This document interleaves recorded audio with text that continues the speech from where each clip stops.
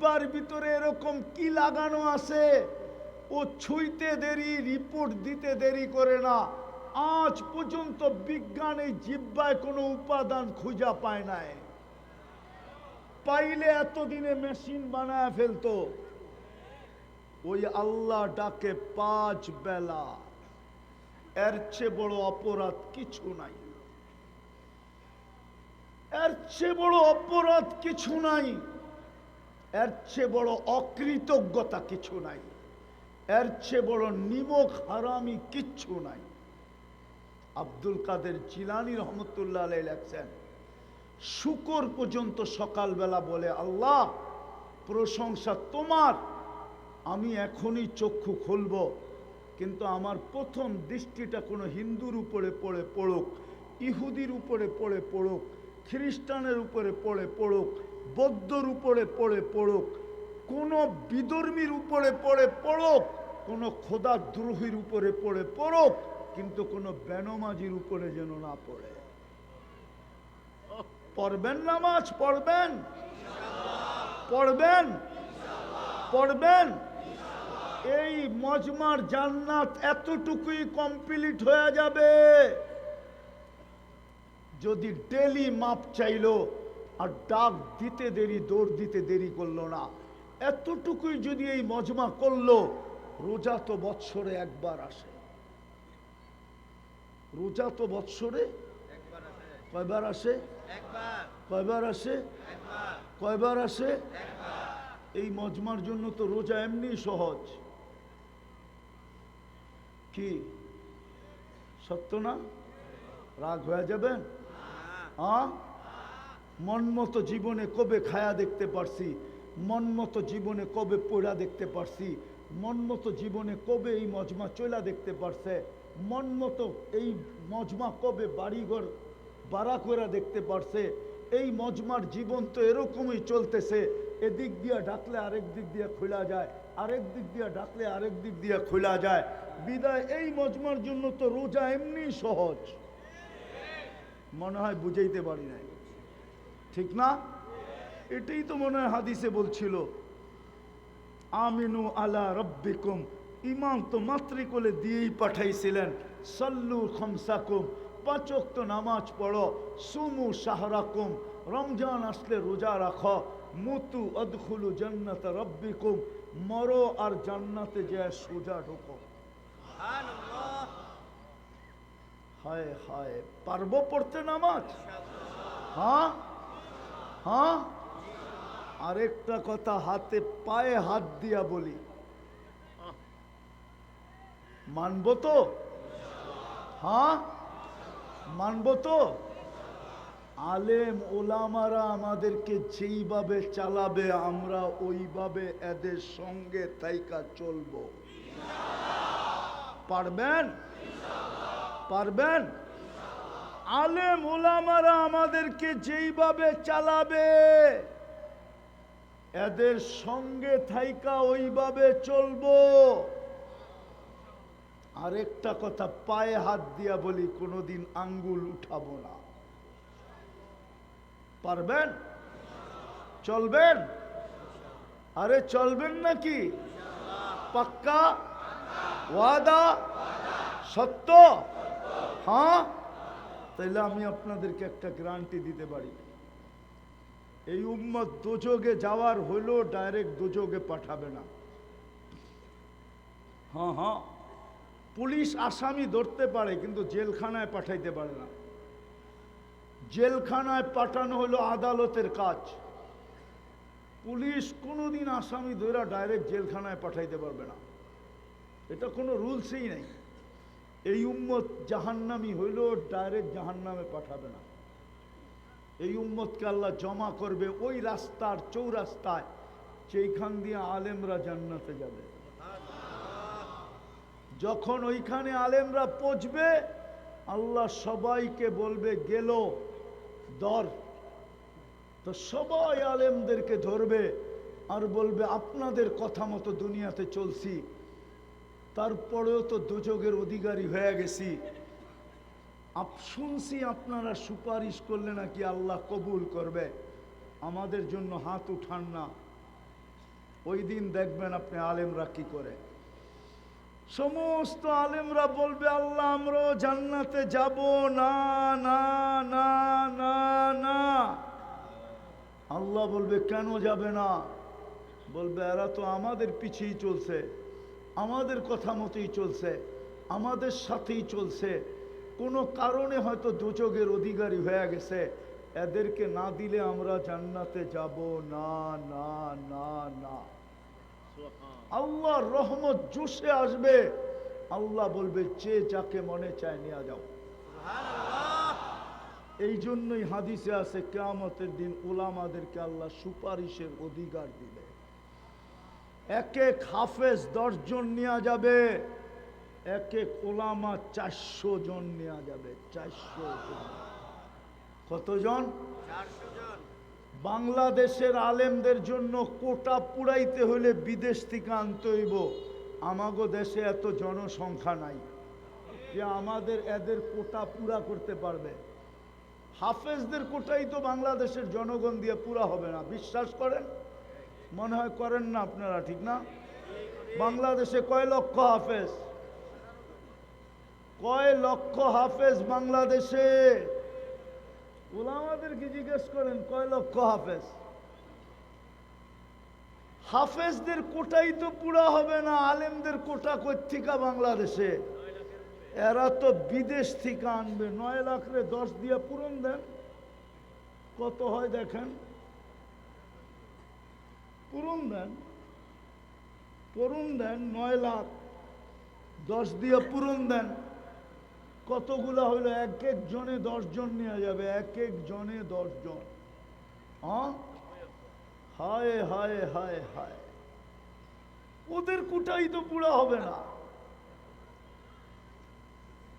ওর কোন যেই ফ্যামিলিতে হাফেজ আছে ওই ফ্যামিলিতে মা বাবা মিলায়া ভাই বোন মিলায়া 10 জন নাই। কি নাই? 10 জন নাই।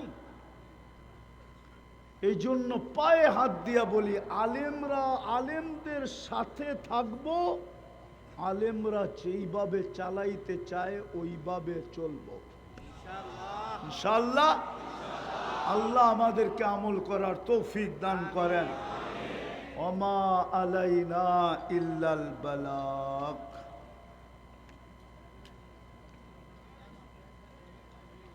ইনশাআল্লাহ অবশ্যই রাকাত পড়তে যে কয় সেজদা দিতে হয়?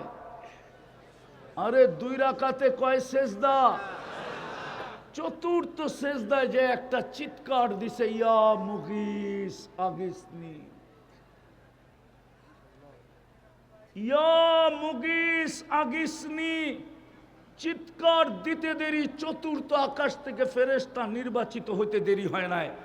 দ্বিতীয় চিৎকার দিতে দেরি, 4 আকাশ অতিক্রম করতে দেরি করে নাই।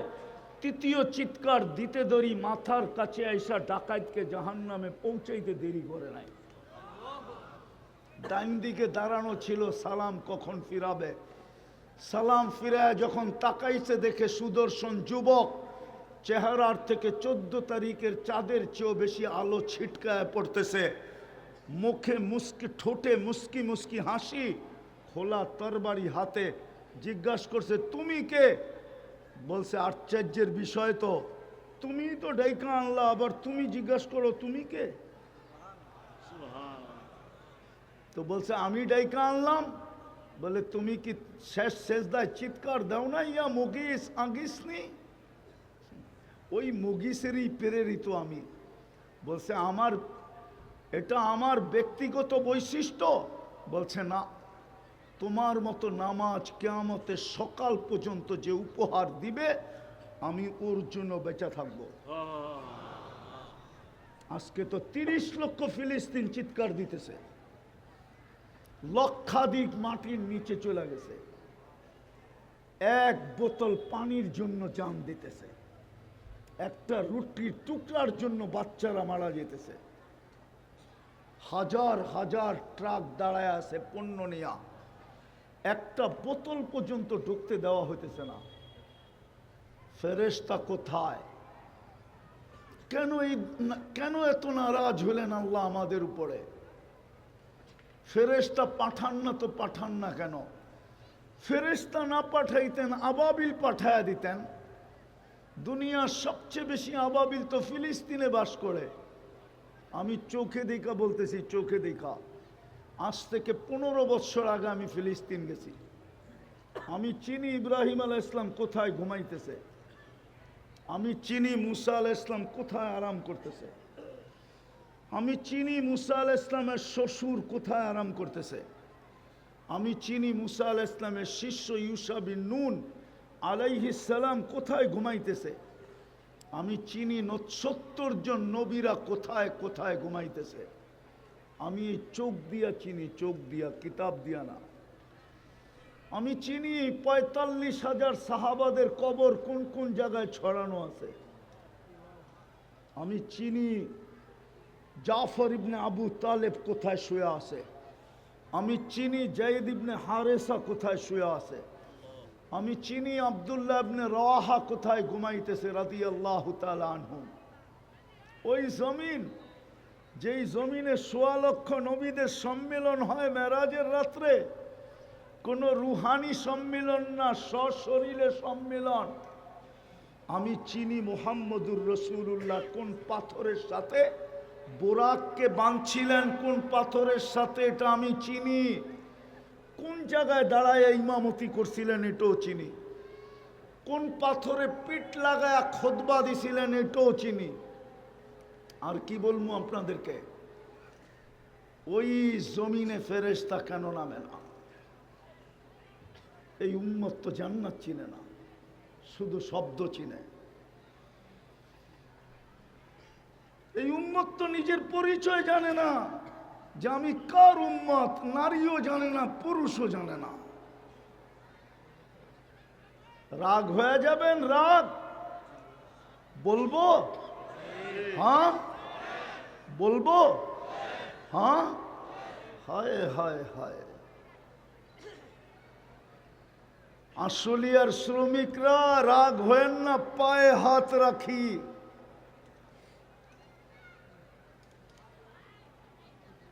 যা কিছু এই আশুলিয়াতে বিক্রি হয় গার্মেন্টসের, সব যেগুলা বিদেশে পাঠাইতে পারে না ওইগুলাকে অপশনে বিক্রি করে আপনাদের কাছে বিক্রি করে। ওইগুলা পাই খুশি হয়ে গেলেন। শুধু জান্নাতের শব্দটা জানি, জান্নাত চিনি না। নারীর চালচলনও তো বলে না ও জান্নাত চিনে না। যুবকের চালচলনও বলে ও জান্নাত চিনে না। অথচ আল্লাহ তো বলে ইন্নাল্লাহ আশতারা, আল্লাহ তো বলে আমি কিনতে চাই তোকে। এতক্ষণ পরে দলিল দিলাম। আল্লাহ তো বলে তোকে আমি কিনতে চাই, কিন্তু নিজেকে সোনা তো বানা। তুই তো উম্মতে মুহাম্মদী, তোরে তো আমি জান্নাতের জন্যই উম্মতে মুহাম্মদী বানাইছি। এই উম্মত তো জান্নাতের জন্য তৈরি। এই উম্মত যদি জান্নাতের জন্য তৈরি না হইতো, তাহলে মুহাম্মদুর রাসূলুল্লাহকে আগে কেন জান্নাত দেখাইলেন? দুনিয়ার নিয়ম তো এটাই, বাড়ি যদি বানাইতে দেওয়া হয় কাউকে, সে বাড়ি কমপ্লিট করে বাড়ির মালিককে ডাকে যে চাবি নেওয়ার জন্য আসেন, আগে দেখেন, ওকে করেন আপনার ডিজাইন মতো হইল কিনা। ওকে করার পরে আমি আপনার হাতে চাবি বুঝাইয়া দিব। আর যদি আপনার পছন্দ না হয়, ডিজাইন মতো না হয়, তাইলে চাবি নেওয়ার আগ পর্যন্ত আমার কাছে ক্লেম করতে পারবেন। আমি ইচ্ছা হইলে ডিজাইন চেঞ্জ করে দিব, পরিবর্তন করে দিব, কিন্তু চাবি বুঝা নেওয়ার পরে আর আপনি আমার কাছে ক্লেম করতে পারবেন না। আল্লাহ মনে হয় বন্ধুকে এই জন্যই ডাইকা নিয়ে গেছেন, বন্ধু জান্নাত আপনার জন্য আর আপনার উম্মতের জন্য আমি বানায় ফেলছি, আইসা একটু দেখা ওকে কইরা দেন। এই জন্যই তো ওনাকে নিয়ে গেছেন, অন্য কোন নবীকে তো জান্নাত দেখান নাই। সবাইকে শুনাইছেন, দেখান নাই।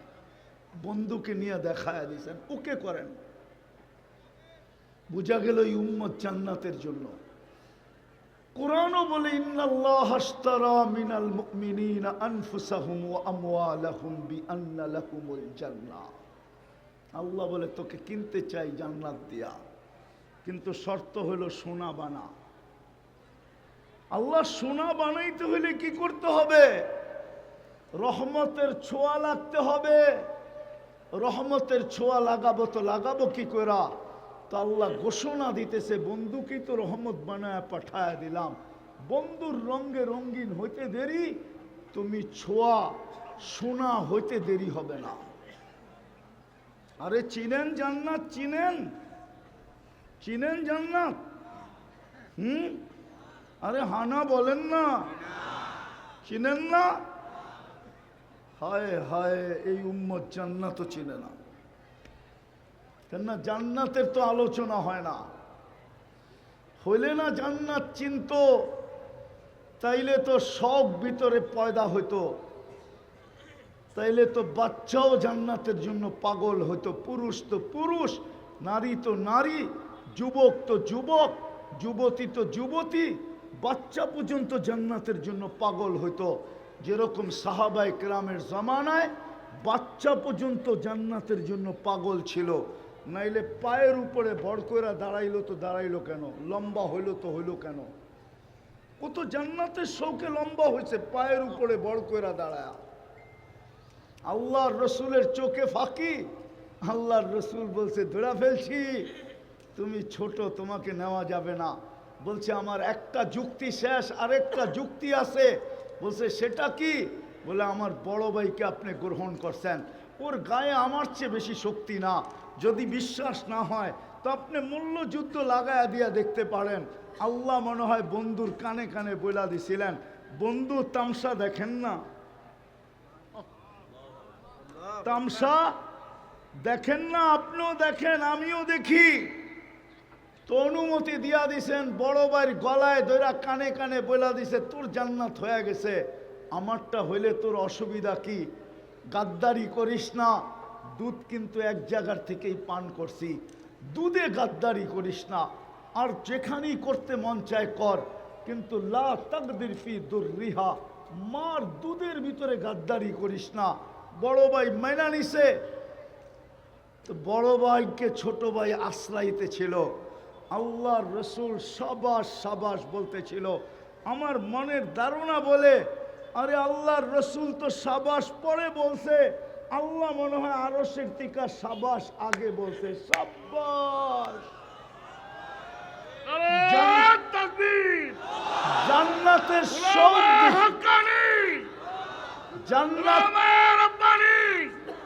জান্নাতের শৌক দেখা আল্লাহ আগে বলছে বন্ধু সাবাস। তা আল্লাহর রসুলও বলছে সাবাস, গ্রহণ করছেন। এতটুকু জান্নাতের শৌক ছিল, ওনারা জান্নাত চিনতেন। আল্লাহর রসুল এতটুকু শুনাইছিলেন জান্নাত, শুনাইতে শুনাইতে শুনাইতে শুনতে শুনতে শুনতে শুনতে সবার সামনে জান্নাত চলে আসছিল। উপরে তাকাইলেই জান্নাত দেখতেন, তাকাইলেই। নাইলে ইমাম কর্তুবী কোত্থেকে লেখার সুযোগ পাইতেন? ইমাম কর্তুবী লেখছে যুবকের কাহিনী। যুবক সারা রাত্র নামাজ পড়ে আর সারাদিন রোজা রাখে। গরালারা বুঝাইছে এত নামাজ পড়িস না, পাগল হয়ে যাবি। বন্ধুরা বুঝাইছে এত রোজা রাখিস না, মাথা রক শুকায় তার ছিঁড়া যাবে। তা একদিন সকালে রাস্তা দিয়া দৌড়াইতেছে আর বলতেছে আইনা আইনা, আইনা কোথায়? তো গরালারাও বলতেছে তার ছিঁড়ছে, বন্ধুরও বলতেছে তার ছিঁড়ছে। যে জিজ্ঞাসা করছে তার কি ছিড়ল? না, তার ছিঁড়ে নাই, তার ঠিকই আছে। বলে তাইলে রাস্তা দিয়ে দৌড়াস কেন আর বলিস কেন আইনা আইনা? সকালে একটু ঘুম আসছিল, জান্নাতের বাগান দেখলাম যেটা ফুলে আর ফলে ভরা। ও আশুলিয়ার শ্রমিক পেশার মানুষগুলা, জান্নাতে ফল ধরবে সোনার গাছে, রূপার গাছে, কাঠের গাছে না। কিসের গাছে? আরে বলেন না। জান্নাতে ফল ধরবে সোনার গাছে, রূপার গাছে, জবরজুদের গাছে, জমররুদের গাছে, ইয়াকুতের গাছে, মারজানের গাছে, মুক্তার গাছে আর হীরার গাছে। যেমন আজকে ফল ধরে কাঠের গাছে, জান্নাতে ফুল ধরবে সোনার লতায়। আজকে ফুল ধরে যে লতায় আর পাতায়, জান্নাতে ধরবে সোনার লতায়, রূপার লতায়। হায় হায়, কেমন ফুল হবে! আল্লাহর রসুল তো বলতেছে, জান্নাতের একটা ফুলের পাপড়ি যদি আজকে দুনিয়াতে নিক্ষেপ করা হয়, লাতা আত্তারাতি দুনিয়া কুল্লা, সারাটা দুনিয়া সুগ্রানে এরকম মোহিত হবে যে দুনিয়াওয়ালারা সুগ্রানে মাতাল হয়ে যাবে, মাতাল। যদি একটা পাপড়ি নিক্ষেপ করে, পাপড়ি। একটু জান্নাত শুনাইতেছি আপনাদেরকে, দেখি দিলে লাগে কিনা। একটু শুনাইতে চাইতেছি, দেখি দিলে লাগে কিনা। শুনবেন তো মনোযোগ দিয়া? হ্যাঁ, দেখেন না জিহ্বায় পানি আসে কিনা। না এই দুনিয়ার সামান্য মাটি নিয়েই আমরা খুশি? কিয়ামতের দিন বড় আফসোস করতে হবে, বড় আফসোস করতে হবে। আল্লাহর রসুল পর্যন্ত কাঁদতে থাকবে, রসুলকে কাঁদায় দিতে, রসুলকে পর্যন্ত কাঁদায় দিবে যদি আমরা আজকে না বুঝলাম। তো জান্নাতের যুবক বলতেছিল, জান্নাতের বাগান দেখলাম, দেখলাম ঝর্ণা প্রবাহমান। জান্নাতে 4টা ঝর্ণা থাকবে, 4টা নদী থাকবে, একটা মধুর, একটা দুধের, একটা মিষ্টি পানির, আর আরেকটা থাকবে শরাবের, যেটা পান করলে মানুষ মাতাল হবে না। হায় হায় বলে ঝর্ণা দেখলাম, সুন্দরী মেয়েরা পানি ভরতে ছিল, যাদের রূপের বর্ণনা সমগ্র সৃষ্টি দিয়া সম্ভব না। আর সৃষ্টি দিবে তো দিবে কি করে? জান্নাতের মেয়েদেরকে তো আল্লাহ তৈরি করছেন হাঁটু পর্যন্ত মুস্ক দিয়া, কোমর পর্যন্ত আম্বার দিয়া, কাত পর্যন্ত জাফরান দিয়া, চেহারা তৈরি করছেন হোয়াইট কাফুর দিয়া। 120 ফিট লম্বা হবে, চুলটিও 120 ফিট লম্বা হবে। আল্লাহর রসুল তো বলছে, লাউ কাশাফা সাকাইহি লাগাবা দাউউশ শামস, পাও খোলা দিলে সূর্য চিরদিনের জন্য আলো হারায় ফেলবে। লাউ সাহিকা আলা দুনিয়া লাতানাওয়ারাতিদ দুনিয়া কুল্লা, একটা হাসি দিলে সারা দুনিয়া আলোতে ফকফকে হয়ে যাবে। জান্নাতীর সামনে যখন হাসি দিবে তো 30 বৎসর হুশ থাকবে না, হুশ। কি থাকবে না? কি থাকবে না? 30 বৎসর পরে, 30 বৎসর পরে, 30 বৎসর পরে, 30 বৎসর পরে, 30 বৎসর হুশ থাকবে না। 30 বৎসর পরে গালে চিমটি দিয়া হুশে আনবে, আর বলবে খালি হাসি আর কাহিনী নাই। মনে হয় বোঝেন নাই কিছু, ফিডার খায় তো করতে বুঝবো। স্লোগান দিয়া বলবে, আলাইসা লাকা ফিয়া রাগবা, আমার ভিতরে আর আকর্ষণের কোনো জিনিস নাই, খালি হাসি দেখা 30 বছর তুই হুশ হারায় ফেললি। আল্লাহর রসুল বলে, একটা চুল আকাশের নিচে নাড়া দিলে লাতাআত্তারাতিদ দুনিয়া কুল্লা, পুরাটা দুনিয়া সুঘ্রাণে মোহিত হয়ে যাবে। লাউ বাজাগা সাবআতি আবহুর লাসারা আযবা, 7 সমুদ্রে থুতু দিলে পানিগুলা মধুর মতো মিষ্টি হয়ে যাবে। আগেরটা বলমু? আরে বলমু না, এরা তো আওয়াজই দেয় না। বলমু? ওই ঠোঁটে চুমা দিলে কেমন লাগবে? এই যে দেন না হুজুর করে 40 পাগড়ি সাগড়ি দেখতেছেন না, 40 বৎসর এরম ধরে রাখবে। কয় বৎসর? হ্যাঁ হ্যাঁ, 40 বৎসর 40 সেকেন্ডের মতো মনে হবে। চুমা দিয়া হুশ হারায় ফেলবে। 40 বৎসর পরে গালে চিমটি দিয়া হুশে আনবে। আর বলবে খালি ঠোঁট আর কাহিনী নাই, চল কামরায়। যুবক বলে যার বর্ণনা দেওয়ার সমগ্র সৃষ্টির সম্ভব ছিল না।